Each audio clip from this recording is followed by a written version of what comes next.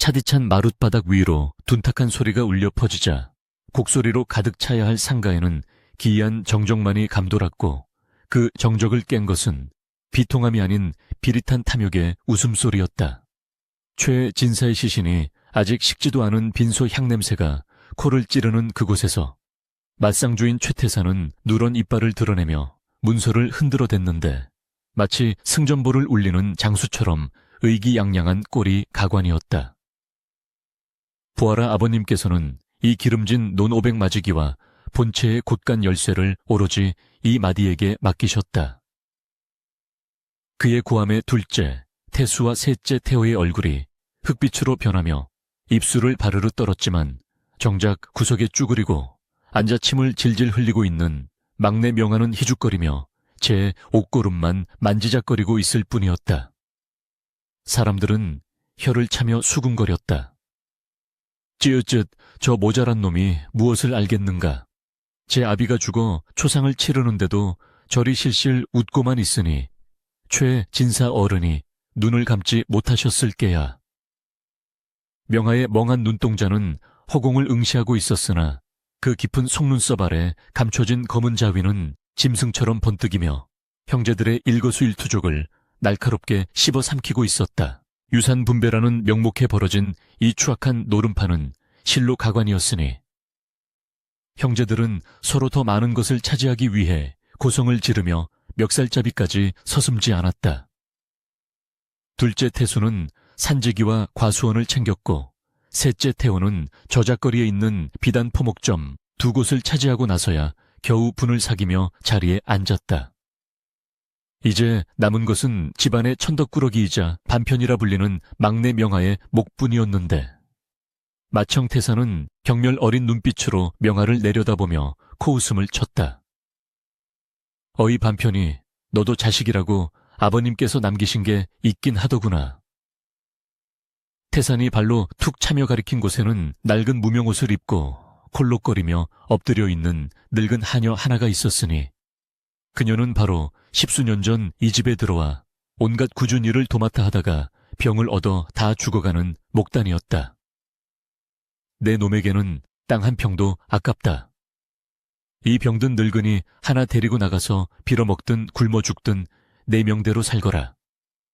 좌중은 다시금 폭소를 터뜨렸고, 늙은 목단은 서러움에 북받쳐 마른 기침을 토해내며 바닥을 긁었다. 하지만 명화는 마치 천하의 보물을 얻은 사람처럼 벌떡 일어나 덩실덩실 춤을 추기 시작했으니 그 모습이 기괴하기 짝이 없었다. 와, 형님 고맙습니다요. 나도 이제 사람이 생겼다. 내 사람이다. 명화는 침을 튀기며 소리치더니 더러운 때가 꼬질꼬질한 손으로 병든 목단을 번쩍 안아 올리려 낑낑대었다. 형제들은 그 꼴을 보며 배를 잡고 웃었고, 조문객들은 안쓰러움에 고개를 돌렸다. 저런 멍청한 놈 밥벌레 하나가 늘어난 줄도 모르고 좋아라 하는 꼴 좀 보게. 명화는 그들의 조롱을 귓등으로 흘려보내며 짐짓 발을 헛디딘 척 비틀거리면서도 목단을 기어이 등에 엎고야 말았다. 그의 등 뒤에 엎인 목단은 앙상한 뼈마디가 느껴질 정도로 가벼웠고, 그녀에게서 나는 쉰내와 약초 냄새가 명화의 코끝을 찔렀으나 그는 내색하지 않고 싱글벙글 웃으며 빈소를 향해 꾸벅 절을 했다. 아버님 잘 다녀오겠습니다요. 형님들 만수무강하십시오.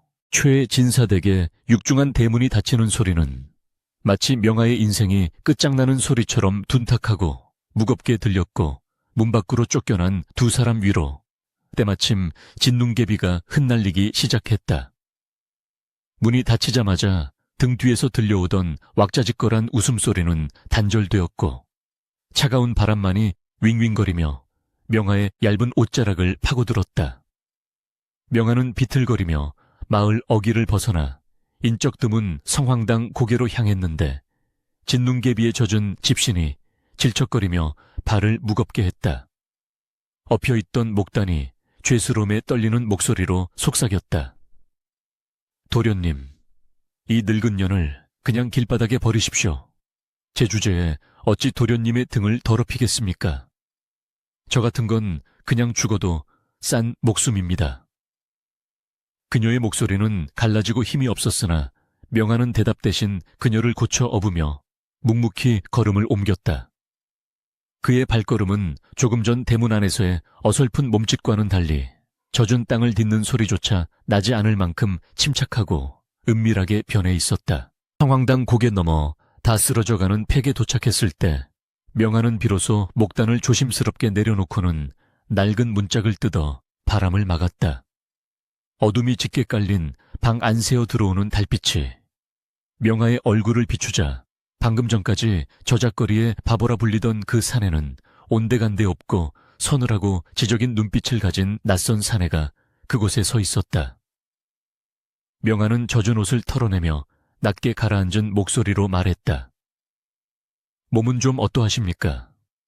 목단은 깜짝 놀라 눈을 크게 떴다. 십수년을 보아온 바보 도련님의 말투가 아니었다. 도련님, 방금 그 말투는... 명하는 씁쓸한 미소를 지으며 주변의 먼지를 털어내고는 목단 앞에 무릎을 꿇고 앉았다. 지난 10년간 미친 척 바보 척하며 살아남은 것은 오로지 이 날을 위해서였습니다. 형님들의 칼날을 피하고 아버님의 의심을 거두게 하려면 저는 짐승보다 못한 놈이 되어야 했습니다.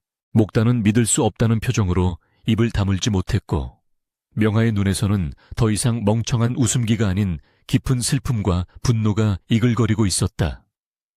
어머니, 아니 작은마님, 제 어미가 억울하게 죽임을 당하고 우물에 버려지던 그 밤 유일하게 눈물 흘리며 저를 감싸주었던 분이 바로 당신이었습니다. 명하의 말에 목단의 눈시울이 붉어지며 앙상한 손이 떨려왔다. 명하는 서자라는 이유로 그리고 어미가 억울한 누명을 쓰고 죽었다는 이유로 집안에서 개만도 못한 취급을 받으며 살아왔다. 살아남기 위해 스스로 바보의 탈을 썼지만 그의 가슴속에는 어미의 원한과 가문을 향한 복수심이 시퍼렇게 나를 세우고 있었던 것이다. 저들은 당신을 쓸모없는 폐물이라 여겨 제게 던져주었지만 제게 당신은 천군만마보다 귀한 분입니다. 명하가 품속에서 꼬깃꼬깃한 쌈지를 꺼내 건네자 목단은 떨리는 손으로 그것을 받아들었다. 그 안에는 말라비틀어진 곶감 하나가 들어있었다. 어릴 적 배고파 울던 제 입에 몰래 물려주셨던 그 맛을 잊지 못합니다. 이제 제가 당신을 지킬 것입니다. 목단은 곶감을 쥐고 오열했다. 그녀는 단순히 늙은 하녀가 아니었다. 그녀는 최진사가 가문을 일으키기 전 본래 명문 종갓집의 맏며느리였으나 딸만 낳았다는 이유로 소박을 맞고 쫓겨난 비운의 여인이었다.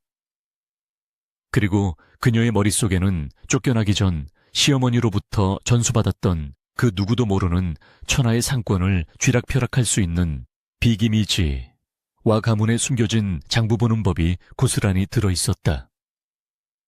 최진사댁 사람들은 그녀가 그저 밥이나 축내는 식충이라 여겼으나 명하는 그녀의 가치를 본능적으로 알고 있었던 것이다. 밤바람이 찢어진 문틈으로 매섭게 몰아쳤지만 폐가 안의 공기는 두 사람의 결의로 뜨겁게 달아올랐다. 명하는 썩은 나무 기둥을 어루만지며 차갑게 중얼거렸다. 형님들은 아버님의 논밭과 금고를 가졌다고 기뻐하겠지요. 허나 그들이 가진 것은 곧 썩어 없어질 흙과 돌덩이일 뿐입니다. 그는 고개를 돌려 목단을 바라보았다. 저는 오늘 조선팔도를 뒤흔들 지혜를 얻었습니다. 이 낡은 폐가가 바로 우리 복수의 시작점이 될 것입니다. 목단은 눈물을 닦으며 비틀거리는 몸을 일으켜 세웠다. 그녀의 눈빛 또한 더 이상 병든 노파의 그것이 아니었다. 한때 종갓집의 안주인으로서 곶간 열쇠를 쥐었던 그 기품이 서서히 되살아나고 있었다. 도련님, 아니 주인님, 제 목숨이 붙어있는 한 제가 가진 모든 지혜를 도련님께 바치겠습니다. 저 썩어빠진 최진사댁 기둥뿌리를 송두리째 뽑아버릴 수 있도록 말입니다. 그 시각 최진사댁 사랑방에서는 형제들이 술에 취해 흥청망청 놀아나고 있었고 밖에서는 굶주린 개들이 지저댔다. 그들은 꿈에도 몰랐을 것이다. 자신들이 낄낄대며 쫓아낸 그 바보와 늙은 하녀가 장차 자신들의 목줄을 죄어올 저승사자가 될 것임을. 명하는 폐가의 차가운 바닥에 누워 천장을 응시했다.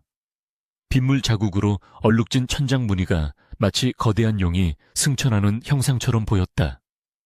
두고 보라지. 내 기필코 이 밑바닥에서 기어올라 너희들이 깔고 앉은 그 비단 방석을 가시방석으로 만들어줄 테니. 명하의 입가에 서늘한 미소가 스쳤고 밖에서는 거센 눈보라가 휘몰아치며 세상의 모든 것을 하얗게 덮어버리고 있었다. 마치 새로운 세상이 열리기 전의 정화처럼 혹은 다가올 피바람을 예고하는 서곡처럼 깊은 밤 명하는 잠든 목단의 곁에서 조용히 일어나 밖으로 나갔다. 눈 덮인 마당 한 구석 앙상한 나뭇가지 하나를 꺾어든 그는 허공을 향해 거칠게 휘둘렀다. 윙윙. 바람을 가르는 소리가 날카롭게 밤공기를 찢었다. 그는 바보 흉내를 내며 몰래 익혀왔던 검수를 되새김질했다. 아직은 힘이 부족하고 동작이 거칠었지만 그 끝에 실린 살기는 진짜였다. 힘이 필요하다. 나를 대신에 칼이 되어줄, 그리고 나의 방패가 되어줄 진짜 힘이. 명하의 뇌리에 문득 며칠 전 저작거리에서 스쳐 지나갔던 노비시장의 풍경이 떠올랐다. 짐승처럼 우리에 갇혀있던 수많은 눈동자들 속에서 유독 죽어가면서도 살기를 잃지 않았던 한 소년의 눈빛. 내일 날이 밝는 대로 노비시장으로 가야 했다. 그가 가진 전 재산이라곤 어머니가 유품으로 남겨준 은비녀 하나뿐이었지만 그것이면 충분했다. 운명은 이미 주사위를 던졌고 명하는 그 주사위를 부수어 새로운 판을 짤 준비를 마쳤다. 어둠 속에서 명하의 그림자가 길게 늘어졌다. 그것은 더 이상 웅크린 바보의 그림자가 아니었다. 거대한 야망을 품은 아직 깨어나지 않은 호랑이의 형상이었다. 새벽달기 울기 전 가장 짙은 어둠이 세상을 삼키고 있었으나 명하의 가슴 속에서는 시뻘건 불덩이가 타오르기 시작했다. 이제 시작이다. 가진 것 없이 쫓겨난 서자 늙고 병든 하녀. 세상에서 가장 약한 조합이라 비웃음 당했지만 바로 그 지점에서 조선을 뒤흔들 위대한 전설의 첫 페이지가 쓰이고 있었다. 명하는 주먹을 꽉 쥐었다. 손톱이 살을 파고드는 고통이 그를 더욱 명료하게 깨우고 있었다. 말똥 냄새와 땀 냄새가 뒤섞여 코를 찌르는 저작거리. 한복판 노비시장의 풍경은 그야말로 아비규환의 지옥도와 다를 바 없었으니 짐승처럼 철장에 갇힌 사람들은 생기를 잃은 채 멍하니 허공을 응시하거나 고통에 신음하고 있었다. 그 소란스러운 와중에 유독 눈에 띄는 한 사내가 있었으니 다 떨어진 무명옷을 입고 연신 희죽거리며 침을 흘리는 최명하였다. 그는 마치 진기한 구경거리라도 난 듯 철장 앞을 기웃거리며 손가락질을 해댔다. 헤헤, 사람이다. 사람이 소처럼 묶여있네. 저기 저 아저씨는 밥을 못 먹어서 배가 쏙 들어갔네. 시장통의 거강군들은 그를 보며 혀를 찼다. 어이최, 진사댁 반편이 막내 아닌가 쫓겨났다더니 여기서 뭘 그리 기웃거리나. 돈도 없는 놈이 썩 꺼지시게. 거강군이 허이허이 손을 내저었지만 명하는 아랑곳하지 않고 품속에서 꼬질꼬질한 쌈지 하나를 꺼내 흔들었다. 그 안에서 은은하게 빛나는 은비녀 하나가 드러나자 거강군의 눈이 탐욕스럽게 번들거렸다.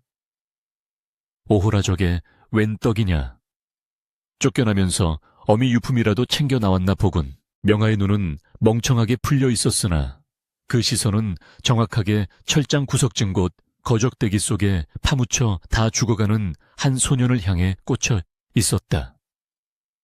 뼈와 가죽만 남은 앙상한 몸뚱어리에 온몸이 멍투성인 소년은 이미 숨이 턱 밑까지 차올라 오늘 내일하는 처지였다. 하지만 명하는 보았다. 소년이 몽롱한 의식 속에서도 거강군이 다가올 때마다 짐승처럼 으르렁거리며 손톱을 세우는 그 찰나의 살기를. 그리고 무엇보다 기이하게 솟아오른 어깨뼈와 허벅지의 근육결은 무예를 모르는 이들이 보면 그저 기형이라 하겠지만 명아의 눈에는 타고난 천하장사의 골격인 통뼈와 용골, 롱구 안으로 보였다. 저 아이는 굶주린 늑대다. 고기 한 점만 던져주면 세상을 물어뜯을 늑대다. 명아는 짐짓 아무것도 모르는 척 비녀를 내밀며 소리쳤다. 이거 줄게. 나 저거 줘. 저 강아지 같은 놈. 허강군은 쾌재를 불렀다. 다 죽어가는 병든 노비를 처치 곤란해 하던 채 은비녀라는 횡재가 굴러 들어왔기 때문이었다. 옳지, 옳지 도련님, 눈이 아주 보배십니다. 그려 저놈이 밥만 좀 먹이면 아주 힘을 잘 쓸 놈입지요.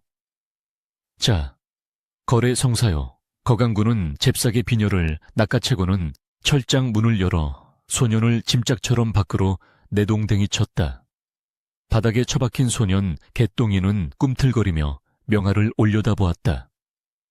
온폭 패인 눈구멍 속에서 형형하게 빛나는 눈동자가 명아와 마주쳤다. 명아는 바보 같은 웃음을 지우지 않은 채 개똥이를 질질 끌어 등 뒤에 업었다. 와, 나도 이제 종놈 생겼다. 말도 타고 가마도 타야지. 구경꾼들은 배를 잡고 웃었다. 저런 멍청이 송장치를 값으로 은비녀를 날렸네. 그려. 저놈은 오늘 밤을 못 넘기고 죽을 게 뻔해. 쏟아지는 조롱을 뒤로 한 채 명아는 묵묵히 걸음을 옮겼다. 그의 등 뒤에서 개똥이의 심장이 미약하지만 끈질기게 뛰고 있는 것이 느껴졌다. 열량, 아니 은비녀 하나의 값. 이 아이의 목숨값은 훗날 조선을 살릴 값이 될 것이다. 폐가로 돌아오자 목단이 놀란 눈으로 마중을 나왔다. 도련님, 대체 이게 무슨... 그녀는 명아의 등 뒤에 엎인 시체나 다름없는 소년을 보고 입을 다물지 못했다. 하지만 명아는 서둘러 소년을 아랫목에 눕히며 명령하듯 말했다. 살려야 합니다. 이 아이는 단순한 노비가 아닙니다. 훗날 나의 검이 될 아이입니다. 목단은 명아의 단호한 눈빛을 보고 더 이상 묻지 않았다. 그녀는 즉시 부엌으로 달려가 쌀을 갈아 묽은 미음을 끓이기 시작했다. 10수년간 종갓집 살림을 도맡았던 그녀의 손길은 폐가의 척박한 환경 속에서도 빛을 발했다. 깨진 독을 기워 물을 받고 마른 풀을 엮어 냉기를 막았다. 목단은 미음을 숟가락으로 떠서 개똥이의 입에 조심스럽게 흘려놓으며 중얼거렸다. 굶주린 사람에게 갑자기 밥을 먹이면 장이 놀라 죽는 법입니다. 이 묽은 물부터 삼켜야 기운을 차리지요. 그녀의 지혜는 명아가 미쳐 생각지 못한 부분까지 세심하게 채워주었다. 사흘 밤낮을 고열에 시달리던 개똥이가 눈을 뜬 것은 나흘째 되던 날 새벽이었다. 눈을 뜨자마자 낯선 천장을 확인한 그는 반사적으로 몸을 일으켜 구석으로 뒷걸음질 쳤다. 경계심 가득한 눈빛은 마치 덫에 걸린 야수와 같았다. 그때 방문이 열리며 명아가 들어왔다. 명아는 더 이상 바보의 표정이 아니었다. 그는 물 한 사발을 바닥에 놓으며 차갑게 말했다. 정신이 드느냐? 개똥이는 대답 대신 으르렁거렸다. 여긴 어디야? 넌 누구고? 반말 짓거리에도 명아는 괴념치 않고 자리에 앉았다. 나는 너를 샀다. 너는 내 것이다. 개똥이가 코웃음을 쳤다. 흥, 또 다른 주인놈인가? 날 부려먹으려거든 차라리 죽여라. 난 뼈 빠지게 일하다 매 맞아 죽느니 그냥 굶어 죽겠다. 명아는 피식 웃으며 품에서 단도 하나를 꺼내 바닥에 꽂았다. 쩡 하는 소리와 함께 칼날이 마룻바닥 깊이 박혔다. 일천만에 나는 네가 밭을 갈거나 나무를 해오길 바라지 않는다. 개똥이의 눈이 흔들렸다. 명아는 꽂힌 단도를 가리키며 말을 이었다. 나는 너에게 싸우는 법을 가르칠 것이다. 그리고 너는 나의 칼이 되어 나를 가로막는 놈들의 목을 벨 것이다. 밥은 배불리 먹여주마. 대신 내 목숨은 온전히 나를 위해 써라. 개똥이는 멍하니 명아를 바라보았다. 지금까지 수많은 주인을 거쳤지만 자신에게 칼이 되라 말한 자는 처음이었다. 늘 매질과 굶주림 그리고 멸시만이 그를 기다리고 있었는데 이 사내는 자신의 눈에서 무엇을 본 것인가? 한참의 침묵 끝에 개똥이가 떨리는 손으로 물사발을 집어들었다. 단숨에 물을 들이켠 그가 입가를 닦으며 물었다. 이름이 뭐요, 주인장? 명아는 그제야 옅은 미소를 지었다. 최명하. 그리고 내 놈 이름은 이제부터 개똥이가 아니라 무영, 우잉이다. 그림자처럼 적을 베고 나를 지켜라. 소년의 눈에 처음으로 생기가 돌았다. 그것은 희망이라기보다는 지독한 삶의 의지에 가까웠다. 그날부터 기이한 동거가 시작되었다. 낮에는 여전히 바보 명아와 병든 노파, 그리고 비쩍 마른 노비 아이가 사는 허름한 폐가였지만 밤이 되면 그곳은 치열한 수련장이자 은밀한 작전 회의실로 변모했다. 명아는 낮에 구걸하듯 어두운 잡동사니들로 마당 한 구석에 허수아비를 세우고 밤새 무영에게 검술과 채술을 가르쳤다. 명아가 어린 시절 형제들 몰래 어깨너머로 익히고 혼자 수만 번 연습했던 비전의 무예들이 무영의 몸에 빠르게 흡수되었다.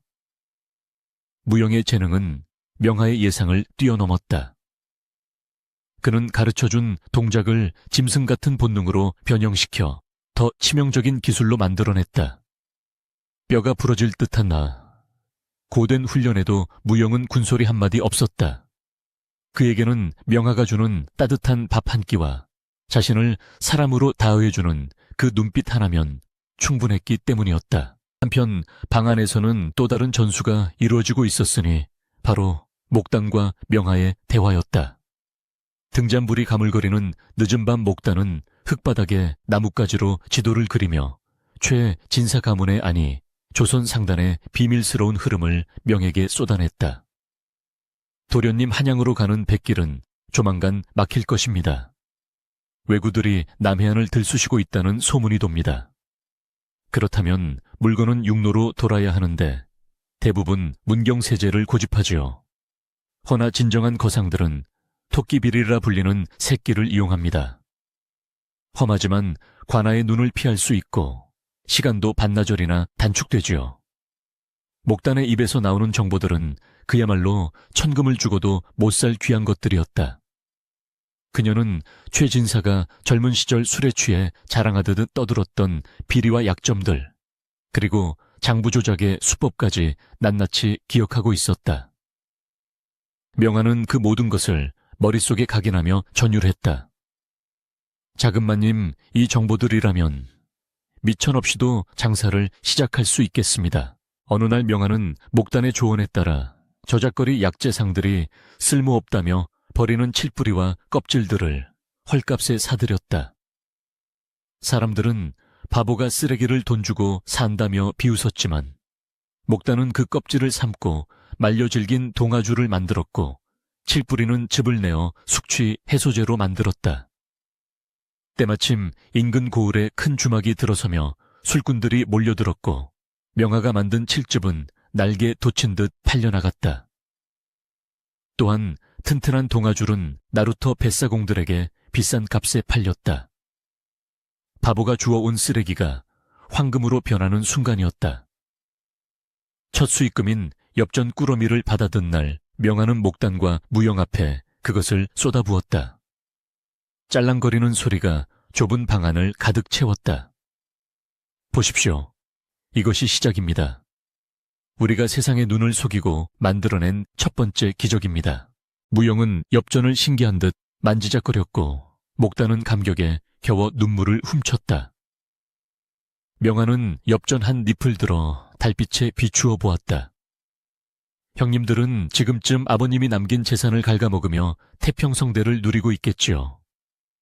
하지만 둑이 무너지는 것은 작은 개미 구멍 하나에서 시작되는 법. 명아의 눈빛이 차갑게 빛났다. 시장통에서 들려오는 소문에 의하면 둘째 형 태수가 손을 댄 과수원이 병충해로 흉작이 들었다고 했다. 셋째 태호의 포목점은 유행 지난 비단을 잔뜩 들여놨다가 파리만 날리고 있다고 했다. 하늘이 그리고 명하가 그들을 향해 서서히 조여들고 있었다. 무영아. 명하가 나직이 불렀다.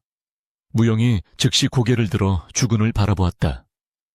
이제 때가 되었다. 내 놈의 그 힘을 시험해 볼 곳이 생겼다. 명하는 목단이 그려준 지도의 한 지점을 손가락으로 짚었다. 그곳은 셋째 형 태호가 운영하는 포목점의 창고가 있는 곳, 그리고 관아의 부패한 관리들이 뇌물을 숨겨두는 비밀 창고가 있는 곳이기도 했다. 오늘 밤 우리는 도둑이 될 것이다. 하지만 남의 것을 훔치는 도둑이 아니라 훔쳐간 것을 되찾아오는 의적, 이제이 되는 것이다. 무영의 입개씩 웃음이 번졌다. 그의 어깨 근육이 옷 위로 불끈 솟아올랐다. 명하는 갓을 삐딱하게 고쳤으며 다시 바보 같은 표정을 연습해 보였다. 그러나 그 가면 뒤에는 시퍼런 칼날을 품은 자객의 영혼이 숨쉬고 있었다. 바람이 거세지며 창호지 문을 덜컹거리게 했다. 겨울이 깊어가고 있었지만 폐가 아는 다가올 봄을 준비하는 씨앗들처럼 뜨거운 열기로 가득 찼다. 열량에 산 노비아이는 천하무적의 무사가 되어가고 있었고 버림받은 며느리의 지혜는 거대한 상단의 밑거름이 되고 있었으며 바보라 불리던 사내는 조선의 밤을 지배할 왕으로 다시 태어나고 있었다. 이 기묘한 세 사람의 조합이 만들어낼 파라는 이제 막 태풍의 눈을 형성하고 있었다. 어둠 속에서 명하의 웃음소리가 낮게 깔렸다. 자, 가자. 세상을 속이러. 어둠이 내려앉은 마포 나루토 짙은 강간계 사이로 붉은 등을 내건 나룻배 한 척이 미끄러지듯 들어왔다. 그 배에서 내린 것은 비단옷을 휘감은 거상들이 아니라 삿갓을 깊게 눌러쓴 정체불명의 사내였다. 나루토의 왈패들과 짐꾼들이 그를 보자마자 일제히 허리를 숙여 길을 터주었다. 오셨습니까, 다행수 어른. 어른. 사내는 아무 말 없이 고개만 까딱하고는 질비하게 늘어선 창고들을 지나 가장 깊숙한 곳에 위치한 허름한 객주로 들어갔다. 그곳에는 조선팔도의 곡물 시세를 쥐락펴락하는 거물급 객주들이 긴장한 표정으로 그를 기다리고 있었다. 사내가 삿갓을 벗자 드러난 얼굴은 낮에는 저작거리에서 코를 흘리며 동냥을 하던 바보 최명하 바로 그였다. 하지만 지금 그의 눈빛은 서리발처럼 차가웠고 인매는 단호했다. 그래, 서쪽 지방의 흉년이 심각하다 들었어. 진사댁 삼 형제가 매점매석 마이짠 마이씨 해둔 쌀을 풀 생각이 없다 하던가. 객주 중 우두머리가 식은땀을 닦으며 대답했다. 그러하옵니다. 마디인 최태산이 관아의 이방과 결탁하여 쌀 한 톨도 시중에 내놓지 않고 있습니다. 백성들은 굶어 죽어 나가는데 쌀값은 천정부지로 치솟고 있어 민심이 흉흉합니다. 명하는 찻잔을 만지작거리며 싸늘하게 웃었다. 어리석은 놈들. 백성의 고열을 짠에 채운 배는 결국 터지기 마련이지. 우리가 움직일 때가 되었어. 내일 장이 서면 우리가 비축해둔 구휼미를 시세의 절반 값에 푸쇼. 좌중이 술렁거렸다. 절반이라니요. 그러면 저희 상단에 막대한 손해가. 명하가 탁자를 쾅 내리치자 순식간에 정적이 흘렀다. 눈앞에 이익을 줬다가 큰 판을 그르칠 셈인가. 지금은 민심을 사는 것이 곧 천하를 사는 길이다. 내 말대로 하시오. 그 손해는 진사댁 놈들이 피를 토하며 갚게 될 테니. 그의 목소리에는 거역할 수 없는 위험이 서려 있었다. 날이 밝자 명하는 다시 더러운 넉마를 걸치고 바보의 탈을 썼다. 그는 비틀거리는 걸음으로 진사댁 대문 앞을 서성였다. 형님, 배고파요. 밥 좀 주세요. 헤헤. 대문이 열리고 하인들이 나와 소금물과 오물을 뿌려댔다. 에이, 재수 없어. 아침부터 이 미친놈이 또 왔네. 그 소란 속에 마청 최태산이 불룩 나온 배를 두드리며 걸어 나왔다. 그의 얼굴은 기름기가 흘렀으나 눈밑은 퀭했고 술과 향락에 찌들어 있었다. 저놈 아직도 안 돼지고 살아있었느냐. 쯧쥐우쯧 질긴 목숨이로고. 태산은 먹다 남은 닭 뼈다귀 하나를 명아의 발치에 던져주었다. 옛다 이거라도 핥아먹고 꺼져라. 명아는 바닥에 엎드려 짐승처럼 뼈다귀를 집어드는 신용을 했다. 굴욕적이었으나 그의 귀는 태산이 뒤따라 나온 이방과 나누는 은밀한 대화를 놓치지 않고 있었다. 이방어른 이번에 들어올 굴량미 말입니다. 계획대로 빼돌릴 수 있겠습니까? 태산이 목소리를 낮추어 물었다.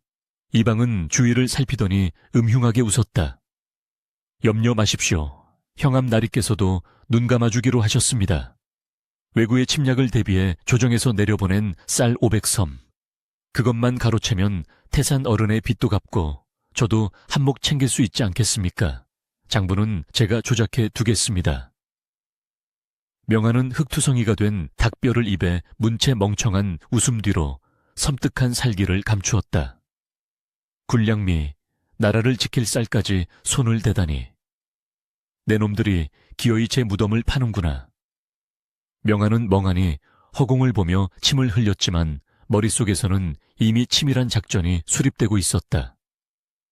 이것은 단순한 복수의 기회가 아니었다.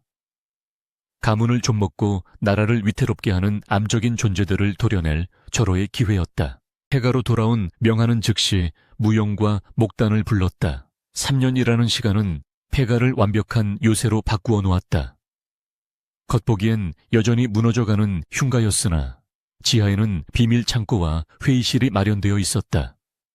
목단은 이제 늙은 하녀의 티를 벗고 흑모란 HA 무단이라 불리는 상단의 실질적인 안주인이 되어 있었다. 그녀는 명아가 가져온 정보를 듣고 주판을 튕기며 장부를 펼쳤다. 굴량미 500섬이라. 그들이 쌀을 빼돌리려면 반드시 야밤을 틈타 용산 나루를 이용할 것입니다. 관아의 눈을 피하기 가장 좋은 곳이니까요. 무영이 검을 어루만지며 거들었다. 그날 밤 제가 놈들의 목을 베어버릴까요? 무영은 이제 칠척 장신의 거구에 바위도 맨손으로 부술 듯한 근육을 가진 괴물 같은 무사가 되어 있었다. 그의 눈빛은 명아 외에는 아무것도 담지 않는 충직한 사냥개의 그것이었다. 명아는 고개를 저었다. 아니, 칼로 베는 것은 하책, 시아체이다. 놈들이 스스로 파멸의 구렁텅이로 걸어 들어가게 만들어야 한다. 명아는 붓을 들어 종이 위에 무언가를 써 내려갔다. 그것은 가짜 지령서였다. 무영아, 너는 오늘 밤 이방의 집 담을 넘어 이 서신을 몰래 흘려두고 오너라. 마치 한양의 고관대작이 보낸 밀서인 것처럼.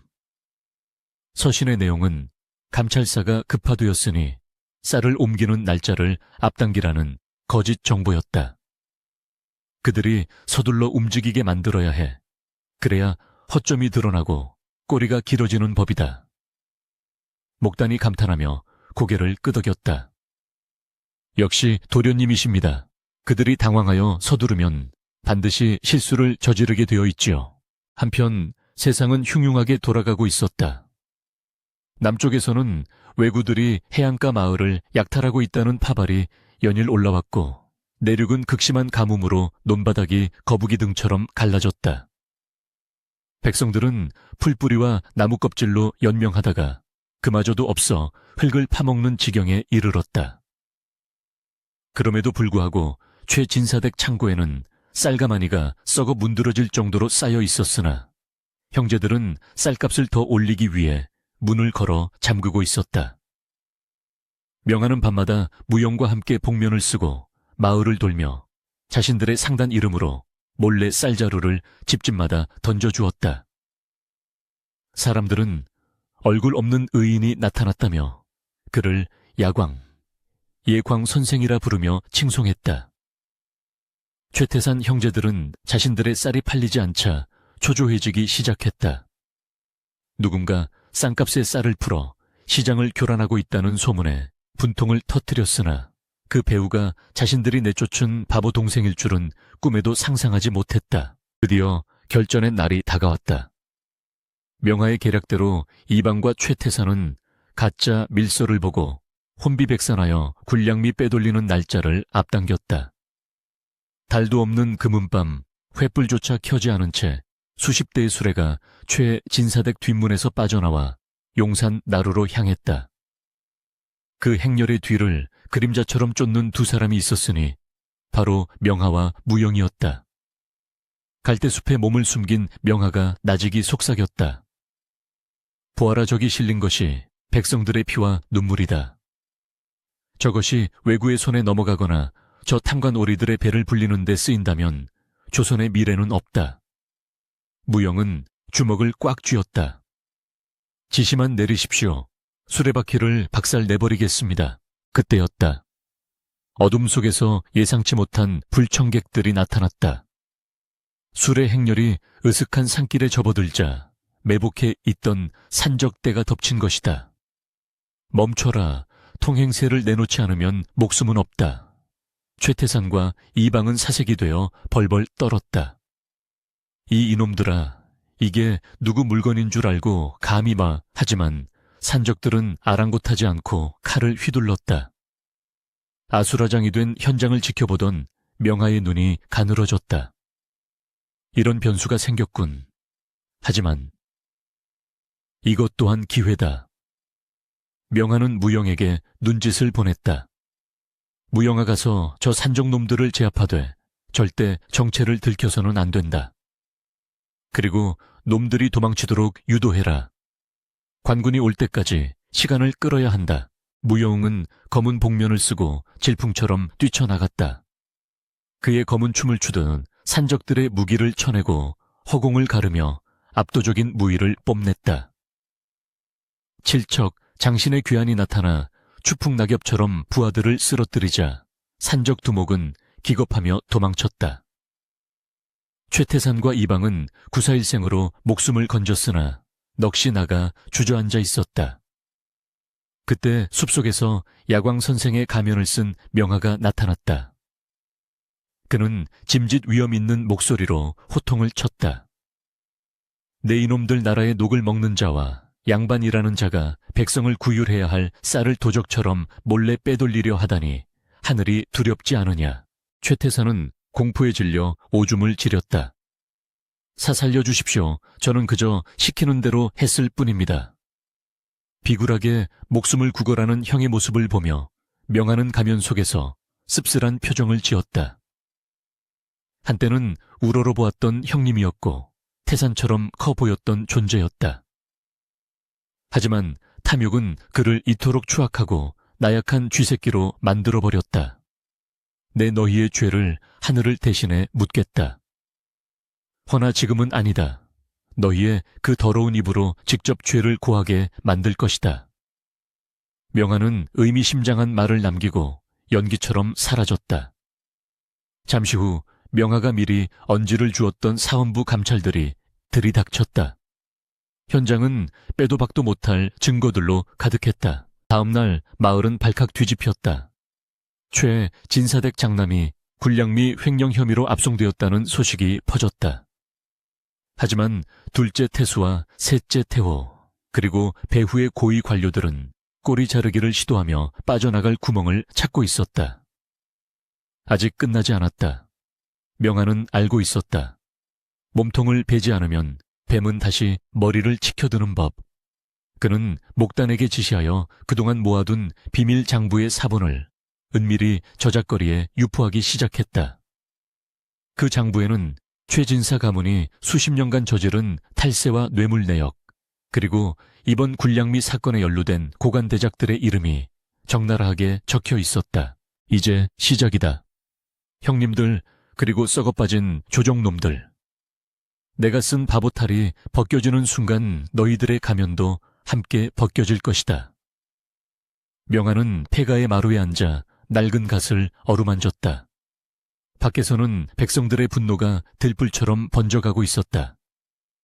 기근과 수탈에 지친 민심은 폭발 직전이었고 명하는 그 폭발의 방향을 정확하게 겨누고 있었다. 바보 최명하 아니 그림자 상단주 최명하의 진짜 전쟁은 이제 막 막을 올린 셈이었다. 저 멀리서 천둥 소리가 들려왔다. 비를 몰고 올 천둥인지 세상을 뒤엎을 개벽의 소리인지 알 수 없었으나 명하의 심장은 그 어느 때보다 뜨겁게 요동치고 있었다. 둥둥둥. 관아의 북소리가 지축을 울리며 터져 나오자 성난 군중의 함성이 파도처럼 일렁겼다. 형틀에 묶인 채 피투성이가 된 최태산의 몰골은 차마 눈뜨고 볼 수 없을 만큼 처참했으나 그를 바라보는 백성들의 눈빛에는 일말의 동정심조차 서려 있지 않았다. 썩은 계란과 돌멩이가 빗발치듯 날아들었고 저놈이 우리 쌀을 훔쳐간 도둑놈이다.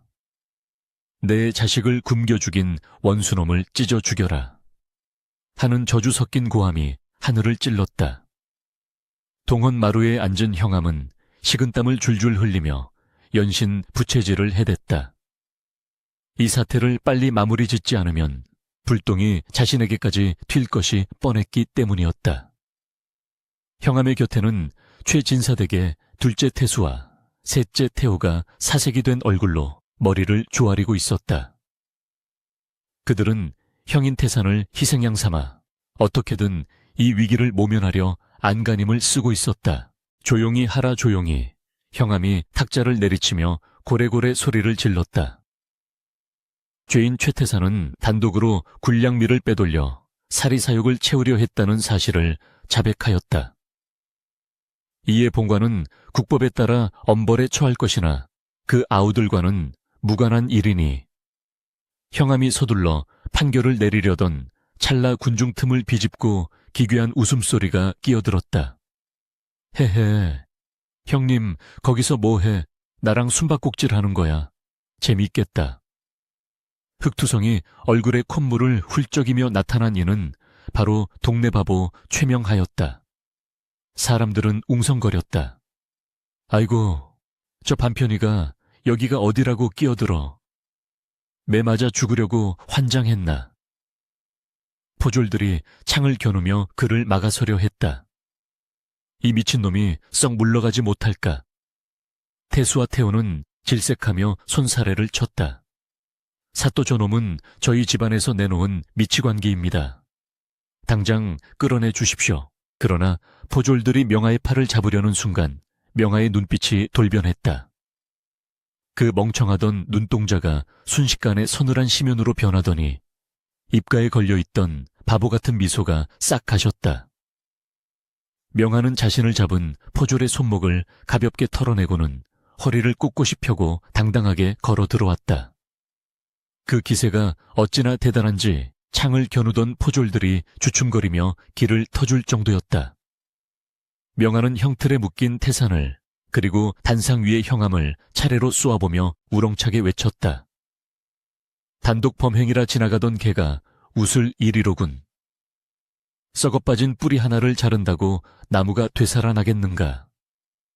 그의 목소리는 더 이상 어눌한 바보의 것이 아니었다.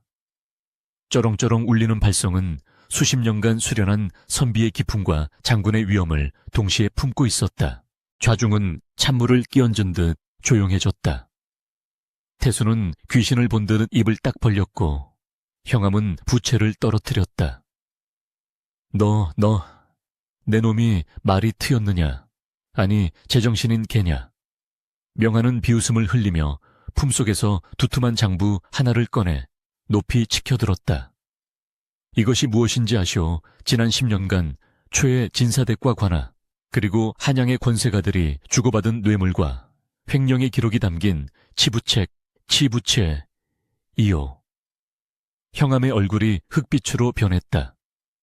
명하는 거침없이 장부를 펼쳐 낱낱이 읊어 내려갔다. 을해년 3월 둘째 최태수가 과수원 확장을 위해 이방에게 은 300냥을 건넨 기록. 병자년 6월 셋째 최태호가 불량비단을 군납하기 위해 호조 관리에게 뇌물을 바친 내역. 그리고 명하는 형암을 정면으로 노려보았다. 근본 군량미 500섬을 빼돌리는 대가로 형암, 당신이 최태산에게 받기로 한 땅 문서 5,000평에 대한 각서가 여기 들어있어. 군중은 경악과 분노로 들끓어 올랐다. 저런 천하의 도둑놈들. 사또놈도 한통속이었어. 명하는 계속해서 폭로를 이어갔다. 내 어머니를 죽음으로 몰고 가고 나를 바보로 만들어 내쫓은 그 죄값은 차치하고서라도 백성의 고혈을 빨아먹은 너희들의 죄는 능지처참으로도 부족하다. 나는 지난 3년 짐승의 탈을 쓰고 너희들의 추악한 민낯을 지켜보았다. 오늘이 바로 그 심판의 날이다. 태호가 비명을 지르며 바닥에 주저앉았고 태수는 벌벌 떨며 도망칠 구멍을 찾았다. 궁지에 몰린 형암의 눈에 살기가 돌았다. 이대로라면 자신의 목이 달아날 판이었다. 그는 이성을 잃고 고래고래 소리를 질렀다. 저놈을 죽여라. 역적이다. 반란을 꾀하는 놈이다. 당장 저놈의 목을 베는 자에게 1,000냥을 내리겠다. 형암의 명령이 떨어지자마자 관아 뒤편에 숨어있던 10여 명의 자객들이 일제히 튀어나왔다.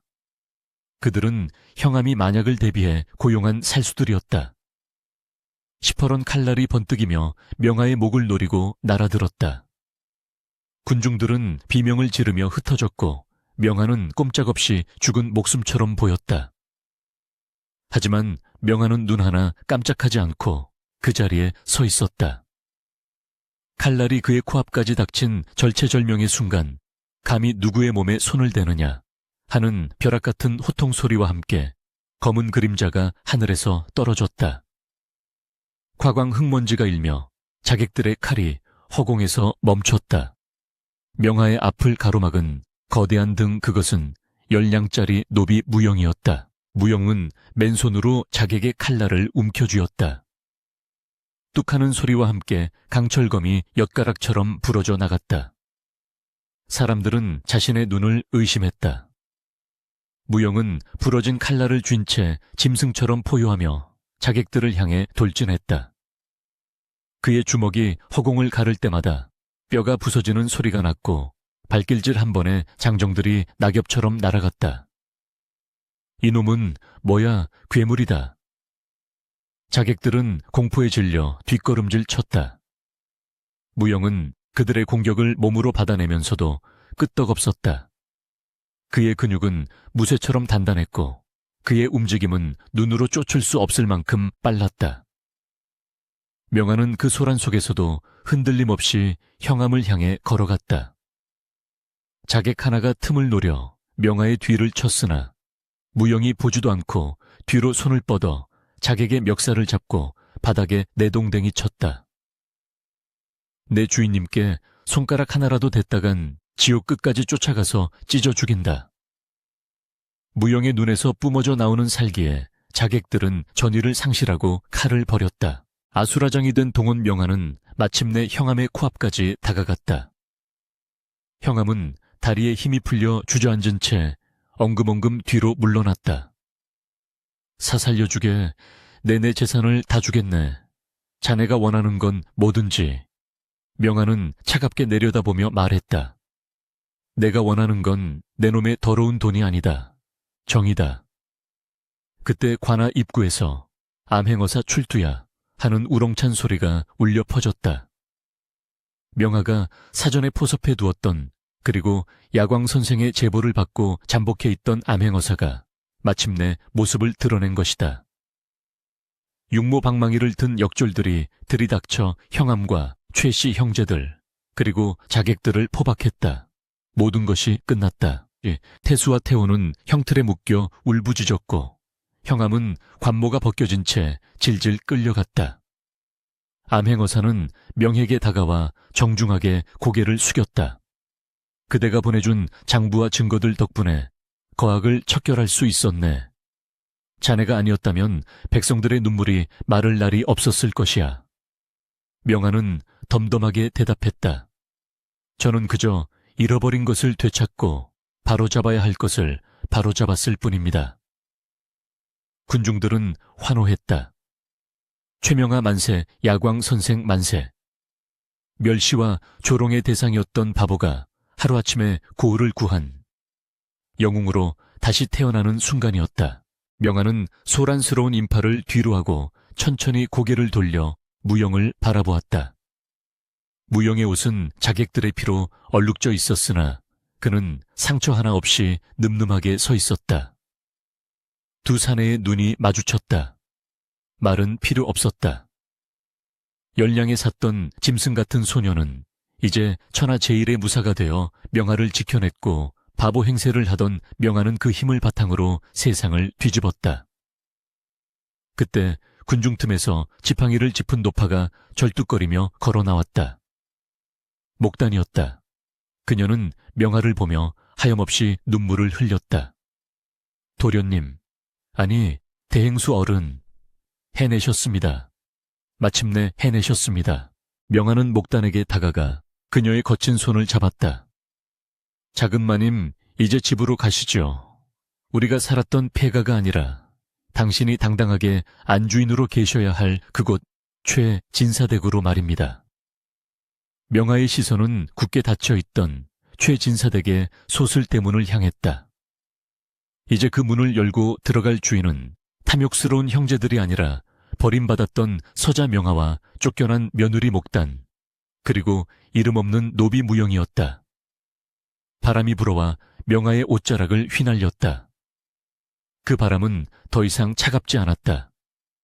묵은 먼지를 털어내고 새로운 시대를 알리는 청량한 바람이었다. 그러나 명아의 표정은 마냥 기쁘지만은 않았다. 복수는 달콤했으나 그 뒤에 남은 폐허를 수습하는 일은 더욱 고단할 것임을 알기 때문이었다. 형제들은 몰락했고 가문은 풍비박산났다. 이제 명아는 그 폐허 위에서 새로운 가문을, 아니 새로운 세상을 세워야 했다. 그는 무영의 어깨를 툭 치며 나직이 말했다. 가자. 아직 할 일이 많이 남았다. 무영이 묵묵히 고개를 끄덕이며 명아의 뒤를 따랐고 목단이 그 뒤를 이었다. 세 사람의 그림자가 석양빛을 받아 길게 늘어졌다. 그 그림자는 거대했고 흔들림이 없었다. 백성들은 그들의 뒷모습을 보며 수군거렸다. 진정한 양반은 핏줄이 아니라 마음에서 나오는 것이었어. 저들이야말로 우리 고을의 진짜 주인이다. 명아가 걸음을 옮길 때마다 바닥에 깔려있던 억울함과 한이 씻겨 내려가는 듯했다. 그는 하늘을 올려다보았다. 어딘가에서 보고 있을 어머니의 영혼이 미소 짓고 있을 것만 같았다. 어머니, 이제 편히 쉬십시오. 당신의 아들이 이 세상을 바로잡겠습니다. 명아의 눈에 맺힌 눈물 한 방울이 볼을 타고 흘러내렸다. 그것은 슬픔의 눈물이 아닌 다짐의 눈물이었다. 봄바람이 살랑이며 겨운의 묵은 때를 벗겨내듯 최진사댁의 육중한 소슬대문이 활짝 열렸다. 10수년간 굳게 닫혀 탐욕과 비밀만을 감싸 안았던 그 문이 오늘 비로소 투명한 햇살 아래 그 속살을 드러낸 것이다. 대문 안으로 들어서는 최명하의 발걸음은 더없이 차분했다. 비단 옷을 휘감았으나 사치스럽지 않았고 뒤따르는 무영과 목단의 표정 또한 승리감에 도취된 자들의 오만이 아닌 긴 여정을 마친 순례자의 평온함이 깃들어 있었다. 마당에는 주인을 잃고 우왕좌왕하던 하인들이 엎드려 있었고 곳곳에 압류 딱지가 붙어 을씨년스러웠던 가재도구들은 이제 새로운 주인의 손길을 기다리고 있었다. 명아는 마당 한가운데 서서 폐허가 된 집안을 둘러보았다. 이 집의 기둥 하나, 기와 한 장에도 백성들의 한숨이 서려 있구나. 이제부터는 그 한숨을 걷어내고 웃음으로 채울 것이다. 가장 먼저 이루어진 일은 바로 목단의 신원 샨유엔이었다. 명아는 안채에 가장 큰 방 과거 시어머니가 머물렀던 그 방으로 목단을 안내했다. 작은 마님, 아니 어머니, 이곳이 바로 어머니께서 계셔야 할 자리입니다. 목단은 떨리는 손으로 문고리를 잡았다. 쫓겨나던 그날 다시는 밟지 못할 것이라 여겼던 안채였다. 딸만 낳았다는 이유로 가문의 대를 끊을 죄인 취급을 받으며 눈물로 떠났던 그곳에 이제는 가문을 구한 가장 큰 공로자로서 당당히 서게 된 것이다. 목단이 방 안으로 들어서자 오래된 나무 냄새와 함께 옛 기억들이 주마등처럼 스쳐 지나갔다. 그녀는 방 한가운데 놓인 자개장 앞에 주저앉아 오열했다. 그것은 슬픔의 눈물이 아닌 맺힌 한이 풀리는 해원지의 외노의 울음이었다. 명아는 조용히 문을 닫아주며 그녀가 스스로의 상처를 보듬을 시간을 주었다. 그 시각 관아의 포졸들에 의해 유배지로 끌려가는 최태산 3 형제의 행렬이 대문 앞을 지나고 있었다. 죄인 호송술에 실린 그들의 몰골은 거지보다 못했다. 한때 떵떵거리던 위세는 온데간데 없고 백성들이 던진 오물과 돌멩이를 맞아 피투성이가 된 채 고개를 떨구고 있었다. 명아는 대문 밖으로 나가 그들을 묵묵히 바라보았다. 태산이 고개를 들어 명아를 보았다. 그 눈빛에는 원망보다는 깊은 회한과 부끄러움이 서려 있었다. 명아야, 우리가 잘못했다.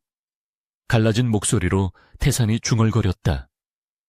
명아는 다가가 품에서 엽전 꾸러미를 꺼내 태산의 손에 쥐어주었다. 가시는 길 노잣돈이라도 하십시오. 형님들이 제게 주셨던 썩은 닭뼈보다는 욕이 날 것입니다. 형제들은 그 돈을 쥐고 소리 죽여 울었다. 명아는 그들에게 마지막 인사를 건네지 않았다. 그저 그들의 뒷모습이 사라질 때까지 지켜볼 뿐이었다. 악연의 고리는 그렇게 끊어졌다. 집안 정리가 어느 정도 마무리되자 명아는 무영을 사랑방으로 불렀다. 상석에 앉은 명아 앞에는 낡은 종이 한 장과 화로가 놓여 있었다.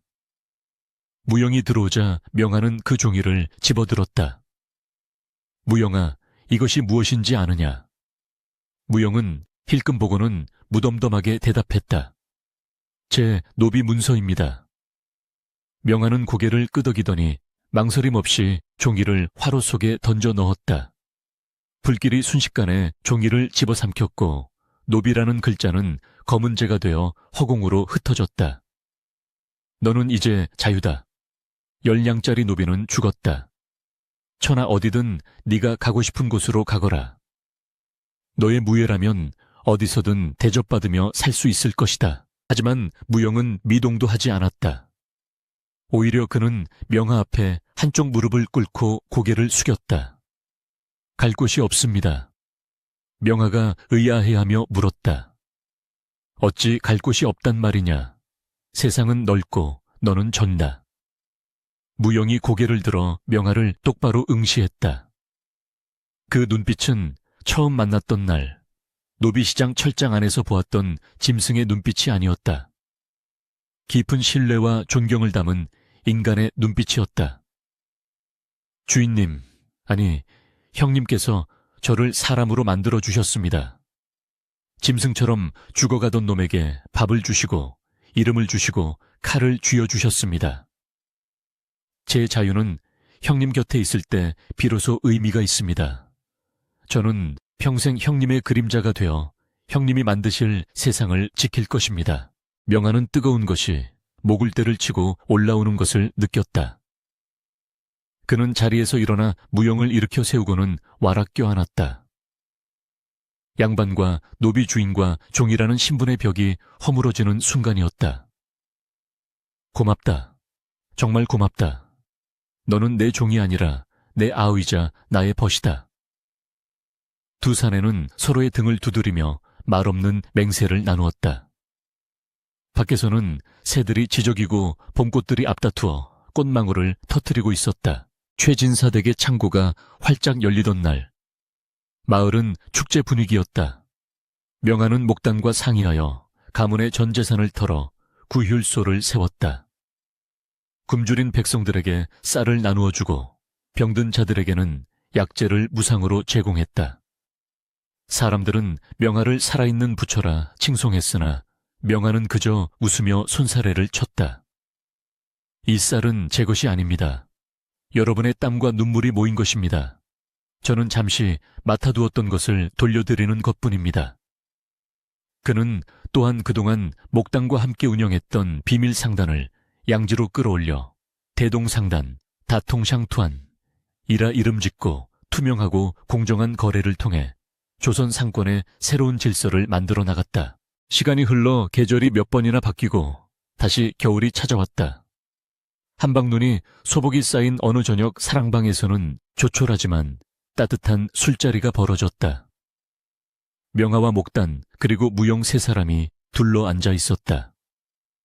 상 위에는 화려한 사내진미 대신 목단이 직접 끓인 구수한 된장찌개와 명아가 좋아하던 곶감, 그리고 무용이 사냥해온 멧돼지 고기가 올라와 있었다. 방 안은 온기로 가득 찼고 세 사람의 얼굴에는 웃음꽃이 피어났다. 그때 기억나십니까, 도련님이? 저를 업고 그 눈보라치는 고개를 넘으실 때 저는 사실 죽으려고 혀를 깨물까 고민했었습니다. 목단이 예시하기를 꺼내며 웃었다. 명아가 술잔을 기울이며 받았다. 하하, 그랬습니까? 저는 무거워 죽는 줄 알았습니다. 뼈만 남으셨다더니 어찌나 무겁던지. 무용이 퉁명스럽게 끼어들었다. 형님은 저를 업고 오실 때 절구통을 맨 줄 알았다면서요. 그러면서 밥은 왜 그렇게 많이 먹이셨습니까? 세 사람은 서로를 보며 박장대소했다. 과거의 고통과 시련은 이제 안주가 되어 씹히고 그 자리에는 깊은 유대감만이 남았다. 명아는 창문을 열어 밖을 내다보았다. 하얀 눈이 세상을 덮어 모든 더러움을 감추고 있었다. 그는 술잔을 들어 밤하늘의 달을 향해 건배했다. 사람들은 나보고 바보라 했고 너를 짐승이라 했고 어머니를 폐물이라 했다. 허나 보라. 세상에서 가장 쓸모없다 여겨졌던 우리 셋이 모여 가장 단단하고 아름다운 집을 짓지 않았느냐. 목단이 눈가에 맺힌 눈물을 닦으며 고개를 끄덕였다. 그렇습니다.